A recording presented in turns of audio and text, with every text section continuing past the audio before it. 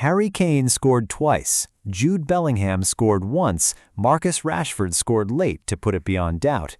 England beat Croatia 4-2 in one of the most entertaining World Cup openers in years, a genuine throwback to 2018 when these same two nations met in a World Cup semifinal that English fans still talk about with a mixture of pride and heartbreak. And the moment that's dominating the conversation this morning isn't any of those four goals. It's the boos. At AT&T Stadium in Dallas, 22 minutes into the first half, the match stopped. Players walked to the sidelines, coaches jogged onto the pitch with tactical instructions, and the crowd, a stadium packed with England and Croatia supporters who had waited years for this match, who had paid significant money to be there, who had built their entire summer around this exact night, responded with a chorus of boos loud enough to be picked up clearly by the broadcast microphones. FIFA's mandatory hydration break had arrived, and the fans, for the first time this visibly at this tournament, told FIFA exactly what they thought of it. Here's where it gets pointed enough to actually matter. AT&T Stadium has a retractable roof. It was closed. The air conditioning was on. The stated reason for these breaks, extreme heat risk to players, did not apply inside that building on that night, and the fans noticed immediately. One supporter's reaction, shared widely online, captured the mood perfectly. Roof closed, air conditioners on, so why are they going on a hydration break? I hate this American World Cup. That sentence is worth sitting with because it's not really about water. It's about something this tournament has been promising and failing to deliver since the day it was awarded. Let's go back to the beginning of this promise, because the gap between what FIFA said this World Cup would be and what fans are actually experiencing has become the defining story of this tournament's opening week. When FIFA won the right to bring the World Cup back to North America, the language used by football's governing body was not modest.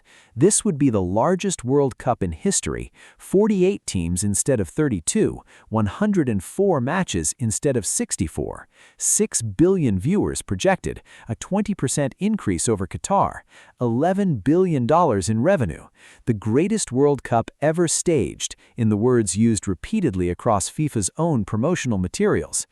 Gianni Infantino has used variations of that phrase consistently: the biggest, the best, the most accessible, the most spectacular World Cup the sport has ever produced. And 1 week into the tournament, fans are actually talking about the ones FIFA didn't script. The hydration breaks were introduced with a genuine, defensible rationale. Researchers at Queen's University Belfast warned FIFA well over a year before the tournament that wet bulb globe temperature readings at several American host cities would exceed even the conditions Qatar avoided by moving its World Cup to winter. That's a real scientific concern. Players collapsing from heat exhaustion is a real risk. Nobody serious is arguing player safety should be ignored. But here's where things get interesting, and where the fans' anger actually has a foundation beyond simple impatience. Ian Wright, someone who spent decades as both a player and a broadcaster, someone who understands football's rhythms as well as anyone in the game, said it plainly while covering the tournament. He called the breaks another way of getting adverts into the game from an American point of view. He said FIFA has used player welfare as the justification, but that doesn't change what it actually is for him. Whether or not you accept that as the full explanation, the optics are difficult to argue with. FIFA's broadcast partners in the United States are filling those 3-minute windows with advertising. The breaks divide every single match into 4 distinct quarters rather than 2 halves, a structural change to the basic shape of football, introduced at the same World Cup that for the first time in the tournament's 96-year history will also feature a full entertainment halftime show at the final. 2 changes, same direction, more commercial real estate built into the fabric of the matches themselves. It's worth noting, in fairness, that not every broadcaster is treating those breaks the same way. In the United Kingdom, the BBC doesn't run adverts at all and continued showing live stadium pictures through the stoppages. ITV considered selling ad space during the breaks, held talks with potential advertisers, and ultimately decided against it.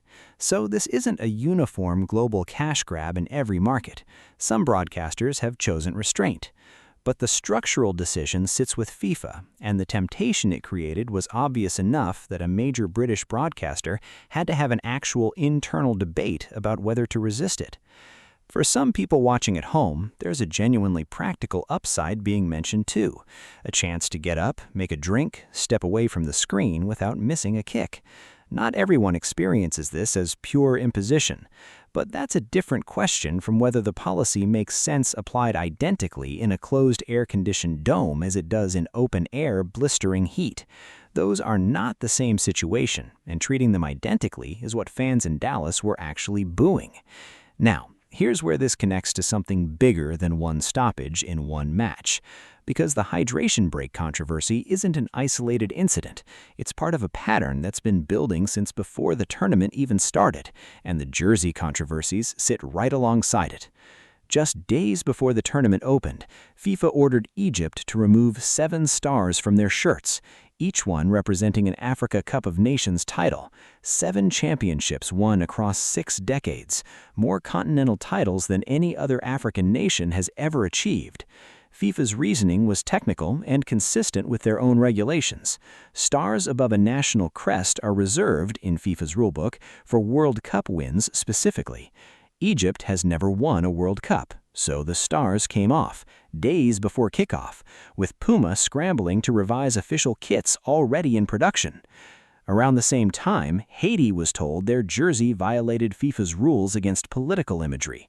The original design, by manufacturer Saeda, depicted the Battle of Vertières, the decisive 1803 battle of the Haitian Revolution, the moment that secured Haiti's independence and made it the first nation in the world founded through a successful uprising against slavery. Saeda described it as a tribute, not a political statement. FIFA disagreed, and the jersey was withdrawn. Haiti's players had already worn it in a warm-up match against Peru. It became one of the most sought-after, talked-about kits in the build-up to the tournament, banned before it ever appeared in a competitive match. 2 different rulings, 2 different rationales, both technically defensible under FIFA's own written regulations, and both landing in the same compressed window before kickoff as stories about a governing body telling proud football nations what they are and aren't allowed to say about themselves on the one stage where the whole world is watching. None of these stories, the boos in Dallas, the stars removed from Egypt's crest, or the revolutionary imagery stripped from Haiti's jersey are catastrophic on their own. The tournament hasn't collapsed. The football, by every account, has been excellent. England and Croatia produced a genuine classic. Messi matched an all-time scoring record in his opening match. Norway marked their World Cup return with a statement win. There is no shortage of brilliant football to talk about. But the greatest World Cup ever was always going to be judged on more than goals scored. And 1 week in, the stories generating the most conversation are the ones where fans, pundits, and entire football nations feel that decisions are being made about their experience and their identity without them, in rooms they don't have access to, for reasons that sound reasonable on paper and land very differently in practice. A boo in a Dallas stadium with the roof closed is a small thing in isolation, but it's the kind of small thing that adds up. It joins the list alongside the ticket pricing complaints, the visa difficulties several teams have faced getting into host countries, and now the question of who gets to decide what a flag, a star, or a moment of national history actually means on a football jersey. What do you make of the hydration breaks at this point? Genuine safety measure? Commercial intrusion, or a bit of both depending on the venue? And does the Egypt and Haiti jersey situation feel like FIFA simply enforcing its own consistent rules, or something that deserved more flexibility given what those symbols actually represent to those countries? I'd be genuinely curious what you think. Leave it in the comments. I read every one. If you found this worth your time, a like helps more than you'd think. Subscribe if you want more of this kind of football conversation all the way through to the final in July. Football at this scale is never just a tournament. It's a moment in time. And 1 week in, 2026 is already proving to be a complicated one.